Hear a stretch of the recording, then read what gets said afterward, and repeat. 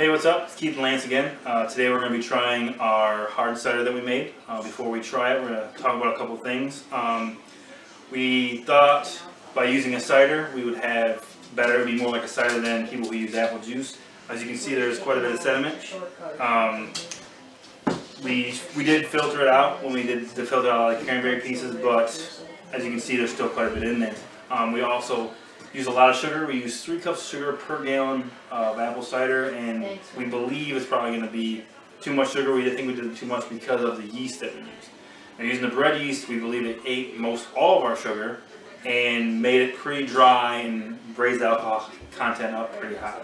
That's why we went out and bought one of these. We're going to test the alcohol content in it. We suspect it'll probably be pretty high because we used so much sugar, and the bread yeast combo probably raised it up pretty high. Oh, we have 2 types to try. It's a regular cider, and we did carbonate to do a sparkling. So we'll go ahead and see if we can get this bad boy. Alright, so we have our regular cider, and then we'll try our sparkling cider in just a minute. Right out the gate, it smells pretty strong. Pretty strong.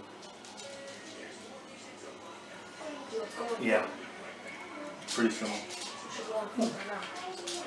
It's pretty strong. You know what though? It does have more of a sweetness to it than we originally. It's not as dry as it was when we first tried it, but it's definitely strong. Well, I'll try this sparkling. Ooh, that's potent.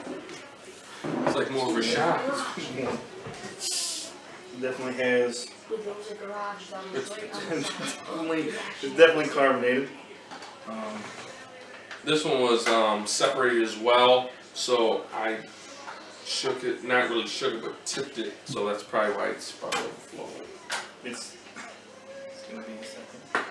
Alright, we'll be back in a second. Alright, so while we're still waiting for our sparkling cider to settle, we decided we'd try this gravity reading.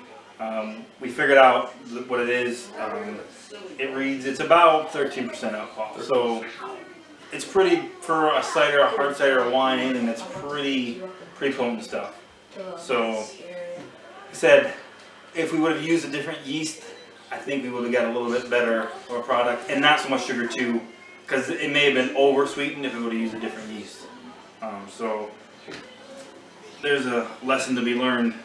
Use the right products, and we're still waiting for this to kind of settle down a little bit. So we'll be back in hopefully a few minutes and try this out. All right, we got it. We actually ended up opening it up over the sink. It was still extremely active after we did that, so we kind of had to quickly pour some glasses. So it's gonna be interesting.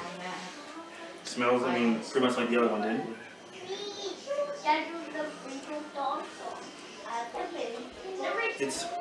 It tastes just like the other one, only carbonated. Yeah, like absolutely. No better, no worse.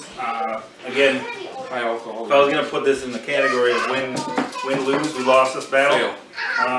We will do make another cider. We did. Like I said, we picked up some correct yeast to use, so we're gonna go ahead and do that next time. We're gonna make probably a raspberry cider, but in the future, if you see a recipe, follow it like it's supposed to. Don't try to put some stuff together, especially when you've never done it. Yeah, especially if it's your first time, you haven't done it before. It's best to at least start out by the rules, and then once you turn a good batch, maybe add a little something to it. Go from there. So thanks for tuning in again.